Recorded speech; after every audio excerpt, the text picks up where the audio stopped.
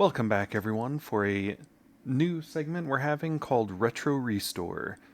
So, for this one, we kind of go over different things. Like, if you were to go to a garage sale or secondhand store and get a game like Banjo Kazooie, you can see there's permanent marker writing on it. It's just kind of grimy inside there, a little dusty and everything. So, you probably don't want to put it right in your Nintendo 64 because it can leave gunk behind in there. So, we're going to show you how to get it clean, how to make it look really nice and everything, and yeah, make it so it works like it's brand new, first try every time. So before starting the process, some of the important things you want is a nice clean surface to put it on, and if you have a way of doing anti-static, I have like an anti-static wrist strap, even one of these little plugs to ground myself out, so no way of shorting out the board. Now some of the other items you need, there's certain types of screwdrivers that you need to be able to connect on here, is if you can see like the weird type of screws that these have on the outside. Usually keep one of these cans of little air spray stuff, the electronic duster. For getting rid of permanent marker, that kind of looks ugly because it's been used quite a bit, but one of the magic erasers. Some isopropyl alcohol, it needs to be at least 91%. Can't do anything less than that, otherwise you can actually damage electronics. Q-tips. Now, the best ones to use are the wooden or paper ones. If you use the plastic ones, the cotton part can actually come off and just be all gross. An eraser, because it helps erase some grime. Some sandpaper. I rarely have to use the sandpaper, but it works out really well if there's just kind of corrosion, anything like that. That is the extra fine, it's 400. And then I always have a little toolkit. So for the first part of this process, we're going to use this grungy looking magic eraser to get this permanent marker off of here. There's permanent marker there and on the top of this one. Doesn't look like it's on the sides or back, so not as bad as some of them that I've gotten. Now it can make kind of a nice squeaking noise, but it's something that, I mean, you can always listen to music and some earbuds or a headset, but if you look, it's already coming off pretty well. Still a little bit left on there. Sometimes you may want to just take a little bit of rubbing alcohol, dip on the magic eraser, and be able to get it off a little quicker that way, but that is looking pretty good on that side. Go for the top. Nice nails across chalkboard type sound that it makes. So now the permanent marker is off the top of this one, so that is looking pretty good. It leaves residue behind. Make sure you use this in a well-ventilated area. Don't use too much of it, all that kind of fun stuff, all those fun warnings. But just kind of get some of the extra dust off. So then the next step, since we got that cleaned up, is to take this apart.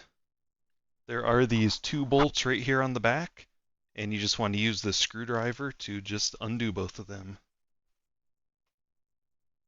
Then once those are undone, you can see right here at this part, you can pull that apart there, and it unlatches on the bottom. You don't want to pull from the bottom because it has these latches on it.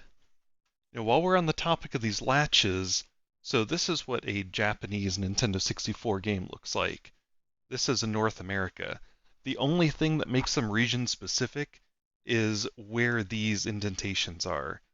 So if you wanted to play a Japanese game in a North America system, you can just swap the backs of them. So when you pull this apart, go from the top of the system, and then it just slides off down there, and you have this nice little metal shield on here. And the metal shield down at the bottom, use a Phillips screwdriver for that. So when you have the Phillips, if you have one of the kits that has what the number is, this is a 0. You just undo these two Phillips screws. Then when you have those undone, you have to remove this little metal shield. The easiest way I found to do that is grab from back here on it and just kind of pull forward. and then it pops off. Then you expose the chip. This is where you need to make sure you're grounded out. And you can just pull that plastic part, goes down, plastic part comes off, and you have the chip for the game.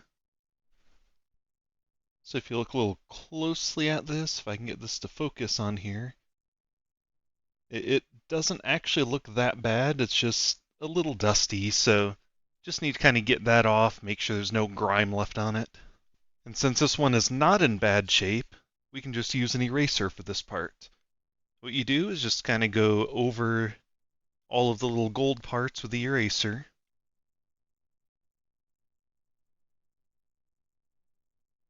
Make sure you get the little eraser dust off of there. Flip it over and go over the other side.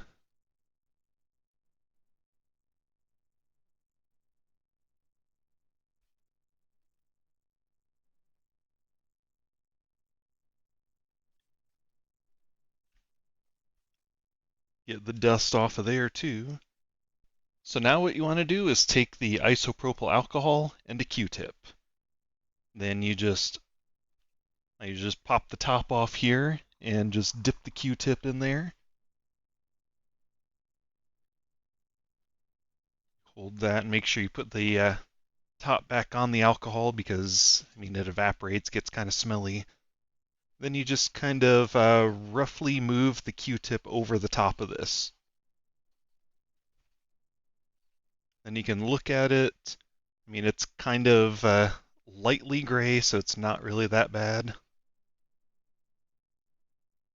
And then use the other side to dry some of the alcohol up. Then flip it over and get that side done too.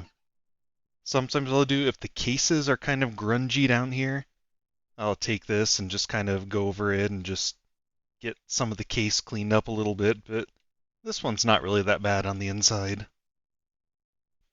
And luckily we didn't have to use it this time, but if you do have to use sandpaper, you want to very gently use it and just kind of lightly go over. A lot of times I'll just use an edge of it and just kind of lightly go over, doing some light scrapes on there just to get whatever the surface crust off is that's on there. And then it's time to put everything back together. So from the front of the case, the board always goes up. There's a notch right up here in the plastic. You want that part to always face up. Then that goes back on. It kind of locks in where there's space on both sides. And then it just slides right back in place. So you don't have to worry too much on it because if you look on both sides here, they are actually kind of fitted on there so you can't put it in the wrong way. So then the next part is putting a little metal shield on here. I usually start in the front where the screw holes are, line that up, and then just kind of slide it down. Then grab the Phillips screws and the Phillips screwdriver and get all that put back in. So the only part left is getting the back on there, and if you did have to use a magic eraser, just make sure there's like no eraser gunk left on there, which it doesn't have that on here. You just don't want any extra dust to potentially get down into there because it can cause issues. So with this one, you want to start with getting those tabs from the bottom of the cartridge lined up first, and then it just folds right on over. And you find both of the screws and get those screwed back in. There we go. We have a nice clean pin with without permanent marker on it, Banjo-Kazooie cartridge. So then the next part is to try it out. So then the final part of this is the best part of it. You get to put the game in there and turn the power on. Then grab a controller and start playing. If anyone's never seen them before, this is a Hyperkin wireless controller for the Nintendo 64. It actually works really well.